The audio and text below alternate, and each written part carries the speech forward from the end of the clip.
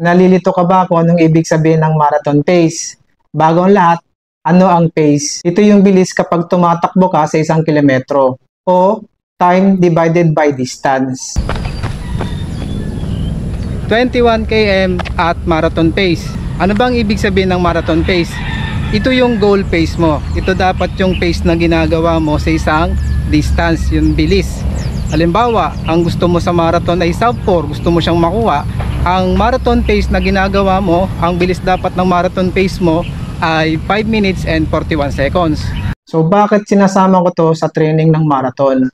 Para masanay tayo sa ganitong pace. Makakayanan ko pa rin tumakbo ng marathon pace dahil sinanay ko yung sarili ko sa ganitong pace. Kung mapapansin nyo yung mga post ko ng takbo ko, below 6 minutes per kilometer. Long run man yan o long slow distance. Ito yung plan B ko. Kung halimbawa na nagkaroon ako ng aberya sa running event, kung ano man ang naramdaman ko o ano man, meron pa rin akong plan B na gagawin at ito yung marathon pace. Kung halimbawa hindi ko makuha, hindi ko matarget yung gusto ko talagang pace sa isang marathon, ito yung plan B ko.